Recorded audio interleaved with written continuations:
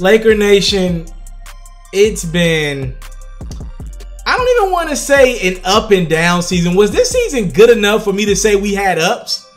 Okay, so the climax of the Los Angeles Lakers season was the first half of Christmas Day when we were blowing out the Golden State Warriors, right? We were blowing the Warriors out, and you got guys like me who even started to think in the back of my mind, and we knew better, right? But in the back of my mind, I was even starting to think, like, and I'm a savvy basketball fan. What's up, y'all? I'm Mr.Taliaferro here. I didn't even introduce myself. I got right into it. I'm a savvy basketball fan, but even I started to think, yo, the Warriors are crumbling right in front of us. What if we mess around and wear a 3 seed or a 2 seed? And at the time, the Rockets were struggling, but they were starting to get it together, right? I was thinking, yo, what if the Warriors face the Rockets in the second round of the playoffs and the Rockets eliminate the Warriors? Because we all know the Rockets had the Warriors beat last year. And then what if we get the Rockets in the Western Conference Finals? As a Laker fan, we could do this. What if we could get to the finals with LeBron James? We already know he could beat anybody in the Eastern Conference. I was losing my mind. LeBron James gets injured in the third quarter. He misses a month. He comes back. The team hates him. He hates the team. He's a movie star. He's shooting movies. He's making albums. He's executive producing everything. He's shooting shop episodes. It's a mess. And the Anthony Davis trade rumors made everything worse. The season went up in flames. It's over. Okay, that's out the window now. Let's get all that out of our heads. We didn't make the playoffs. Blah, blah, blah, blah. It is now off-season time for the Lakers, and we need a coach. Unfortunately, the Lakers are going to fire Luke Walton.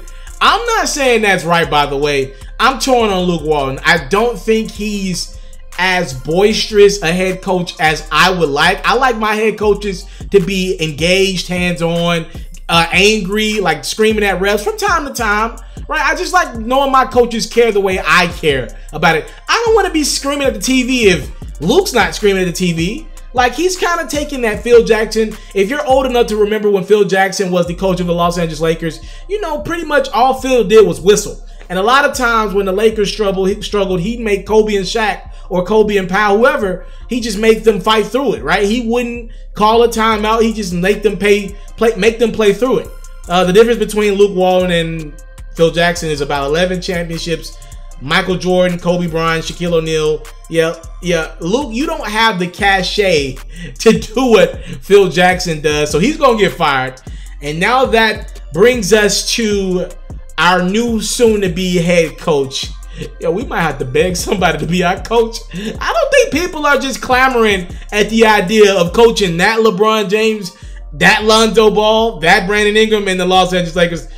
We're going to have to beg somebody. Yo, it ain't going to be as simple as we're the Lakers, come to us. We're going to have to go out and grab somebody and, like, literally drag them to LA and convince them, yo, we're going to get this together. Oh, man, what has happened to my damn Lakers? 5 potential head coaches out there that I believe make sense for the Lakers. Let's get into it. The first 2 candidates are long shots at best. Let's take it to ESPN's very, very, very popular broadcast crew. Let's talk Mark Jackson. Now, we all know Mark Jackson was the head coach of the Golden State Warriors. He was the guy who implemented the defensive protocol in Golden State with guys like Draymond Green and Klay Thompson and company. He was the motivational speech guy. The Warriors ended up firing him due to differences between him and the organization. They hired Steve Kerr. They've won 3 championships, on pace to win a 4th in about 5 to 6 years. Look, we get it. Mark Jackson was the guy who started that train in Golden State, drafted those guys, and wasn't able to finish something he started. He deserves another head coaching job in this league. I just don't think it will be the Los Angeles Lakers position. He should get a look for it. He's a black, respectable man. I think that's the approach the Lakers are looking into. That's why they wanted Doc Rivers from the Clippers. They want to go with that guy that LeBron will respect. Mark Jackson, one of the all-time leaders in assists in NBA history. He'll garnish LeBron's respect. LeBron has always had a good rapport with Mark Jackson. Mark's always spoke highly on LeBron, the player. I think Mark deserves a phone call. I doubt he gets it. Second guy up on my list, former Orlando Magic and Indiana Pacer head coach Frank Vogel. Now, let's not sugarcoat anything. Vogel did not get it right as the head coach of the Orlando Magic. Their record was awful. They went 54-110 during his 2 seasons as a Magic head coach. I know he went through a lot of injuries with some of his top guys that he brought in, including Bismack Biyombo, but no excuses. Vogel was pretty bad as the Orlando Magic head coach, but let's be honest. Most people have been bad over the last decade as the Orlando Magic head coach. I do remember the good when Vogel was the head coach of the Pacers, though.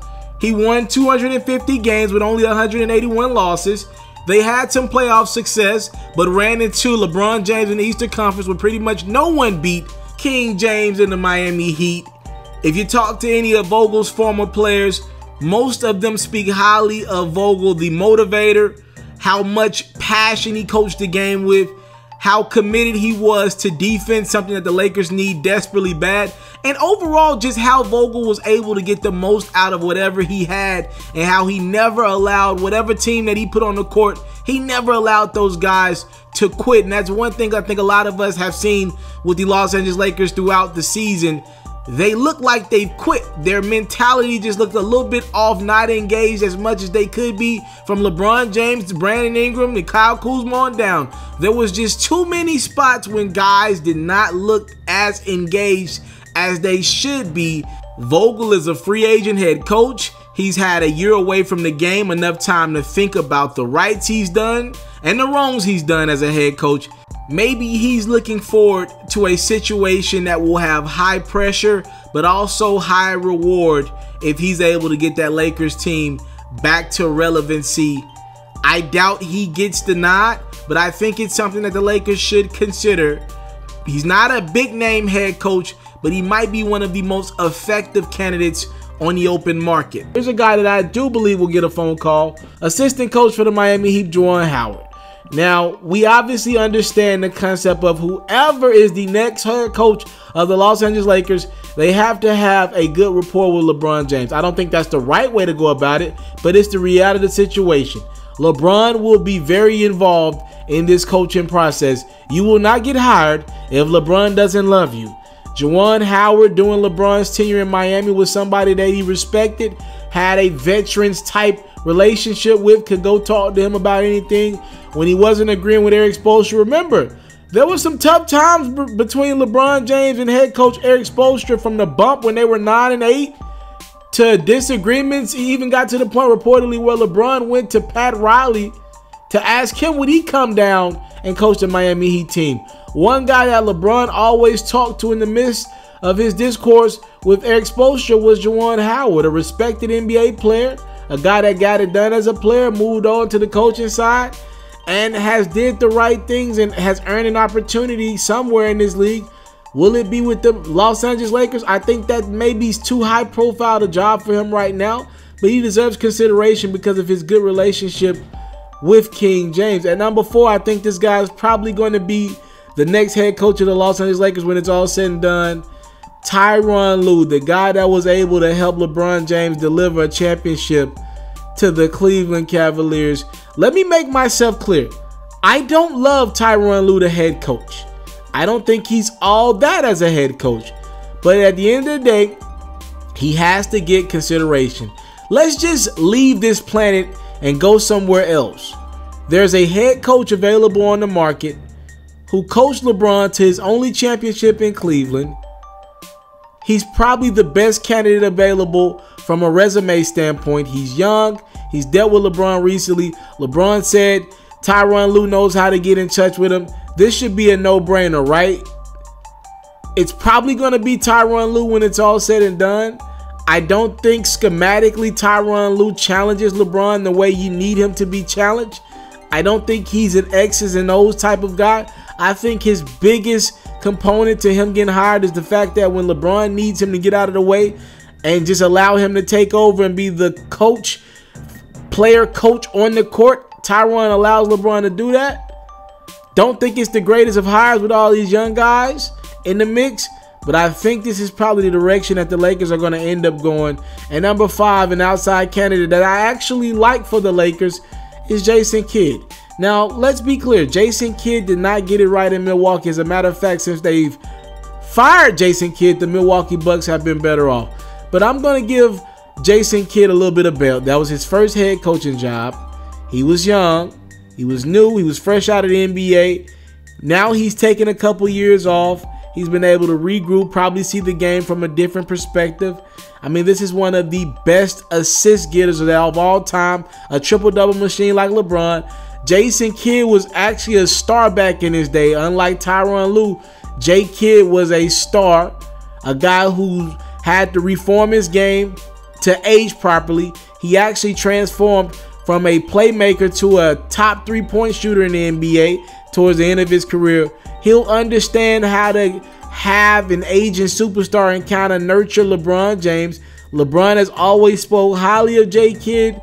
J. Kidd has the respect of King James. Like I said earlier, it looks like whoever they hire is going to have to be a LeBron guy. You got to get that stamp of approval from King James.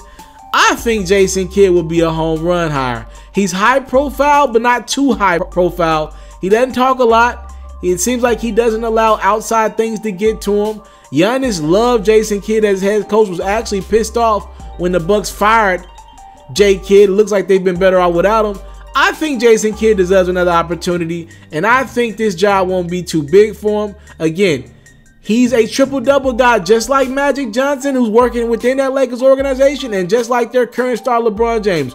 Right up their alley, and they got Lonzo Ball, who kind of fits that moniker of a Jason Kidd type player. Maybe J. Kidd will be able to get the best out of Lonzo Ball. This just makes all too much sense, but somehow, someway, I just believe Tyronn Lue gets this job.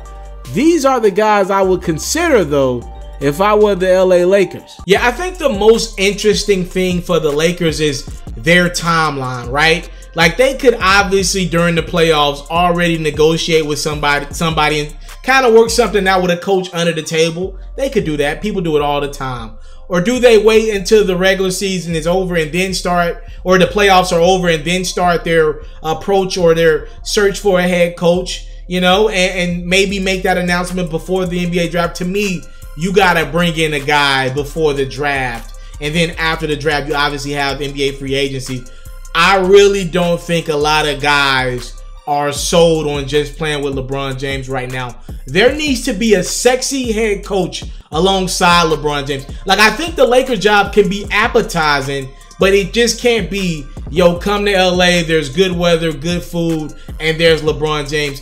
I think there has to be another selling point right now. And if it's not going to be Anthony Davis as a Los Angeles Laker, you're going to need something else alongside with LeBron James and Magic Johnson. They're just not enough right now. I think you need a head coach where guys know what they're doing. Like a Frank Vogel, he's very respected around the league. You're going to need a head coach that makes a free agent say, I can put up with the LeBron drama, the LeBron saga, the Magic drama, the Magic saga. Somebody I could talk to in time of need. Somebody that'll understand my side of things. I think that's very pivotal. If you're a fan of the Lakers or just a fan of the league, the thing you want to look out for, in my opinion, is the timeline. If the Lakers are able to get their guy as soon as the playoffs are over, that means they've probably been working their behind off and they got somebody who really wants to be in LA. The longer this thing drags out, and if we get around close to free agency or even in the midst of free agency and the Lakers don't have their guy, and it looks like they're going to have to go in the assistant head coach market for their next guy, or maybe even the college ranks, I think that would be a bad sign. And for me personally, my guess is if they struggle to get a head coach to come to LA, they're going to probably struggle to get free agents to come to LA as well. So that timeline for their head coach vacancy that they're about to have is pivotal to me. And I think that will tell you a lot about the future of the Los Angeles Lakers. I thank you guys so much for the time, love, support. Please make sure you subscribe to my platform if you enjoyed this video. Follow me on my social media platforms and more. We need a coach. We need a coach. We played to win the game. I'm out. I want to salute you, homie, you know, for building your own thing and doing your own thing, creating your own platform, your own website. I got one life to live out my dreams, and I'm giving this thing all I got. I interview celebrities. I talk sports. I represent the culture. Right now you're turning up on MrTaliaferro.com, shawty. Yeah.